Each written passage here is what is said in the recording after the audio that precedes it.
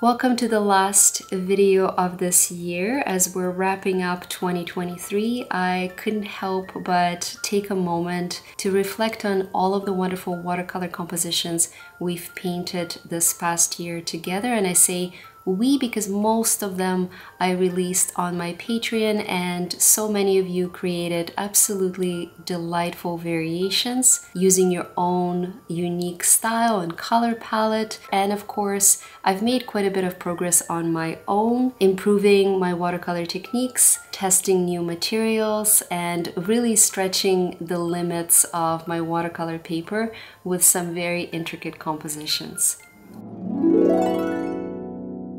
We started the year with a portrait, and I shared my top 10 favorite tips for painting faces with watercolor. The most important one that I wanted to highlight here is about introducing shades of blue and even green, in addition to more obvious pinks when you want to achieve a more realistic skin tone. And the reason for that is the way light interacts with our skin, particularly in the shadow areas. As a quick summary, when light hits the skin directly, it is absorbed by red blood cells in those thin veins just below the surface of our skin. It causes the skin to take a warm pinkish hue. However, the light that is reflected back from the skin has a slightly longer wavelength, so it appears cooler, meaning closer to the blue on the spectrum, giving the skin a blue and sometimes even greenish or purple cast when we look at the shadow areas just below the cheek and sometimes even around the eyes.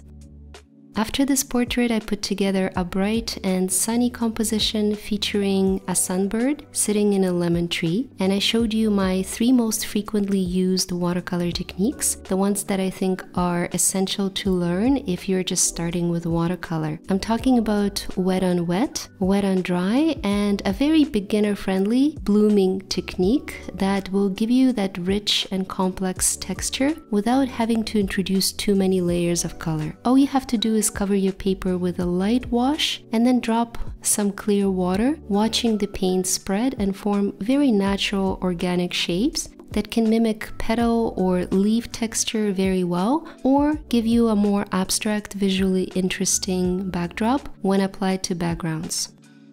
The Blue Orchid video was one of your favorites this year because we talked about wet on damp, the technique that doesn't get enough attention, at least on YouTube as far as I can tell, but it's so essential for botanical art or anyone who wants to take full advantage of the watercolor medium and its ability to create soft and natural lines.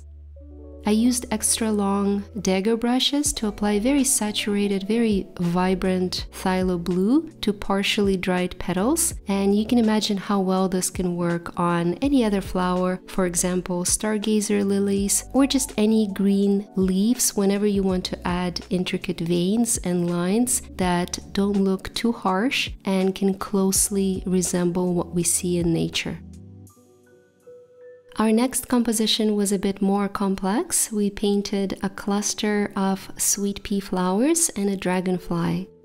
I used a variety of pinks here, ranging from warm corals to cool magentas and violets, and we talked about color temperature in the context of color theory. There's a lot of information you can dive into when it comes to this topic, but in the most basic terms, as applied to botanical watercolor, the more blue you add to your palette, the cooler and further away your object will look. So I applied a lot of bluish hues to those petals that I wanted to push away visually, or simply make them appear less like the center of attention. Bonus points when your blue hues have some continuity across the painting, and I used lots of phthalo blue and indigo on the dragonfly, so this was a lot of fun to paint together.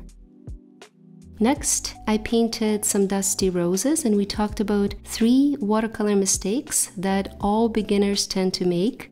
And I will mention the one that I think is the most fundamental. Let's call it icing before the cake. In other words, focusing on fancy details before taking care of the light foundational layers. So for example, when you start working on those intricate lines and shadows in one area, forgetting to set the tone everywhere else, and you're running a risk of overworking one segment, maybe introducing unnecessary pigments and dark details that you can't erase, so you're bound to create very disjointed shapes that may look completely separate from one another.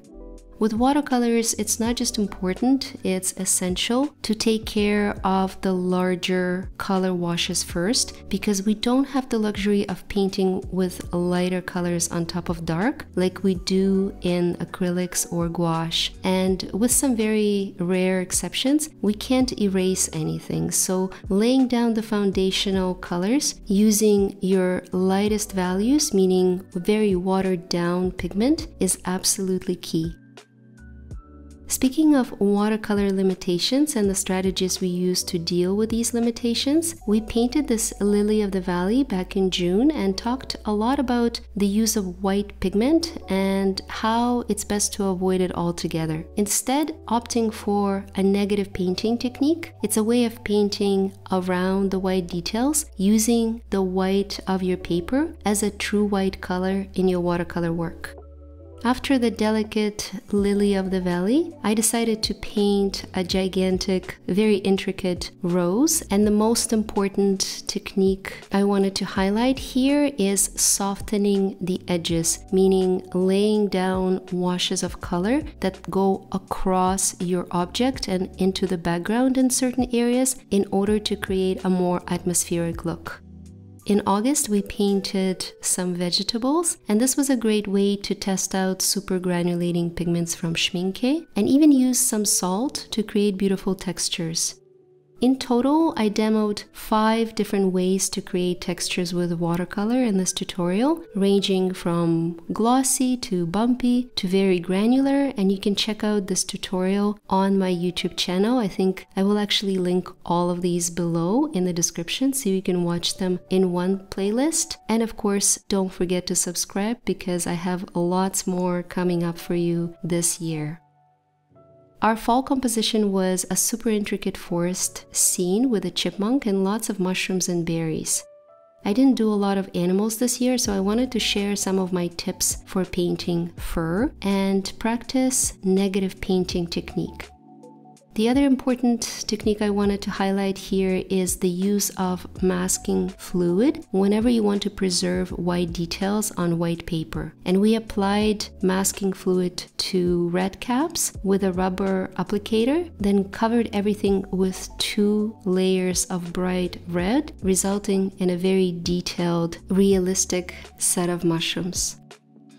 One of the most popular compositions on my Patreon, based on how many versions I've seen just this month, was a pair of winter birds. A relatively simple composition with a limited palette of blues and reds. It takes about 2.5 hours to paint, and it was a great way to practice watercolor feathers. And we also talked about different strategies for avoiding overpainting and overworking your paper.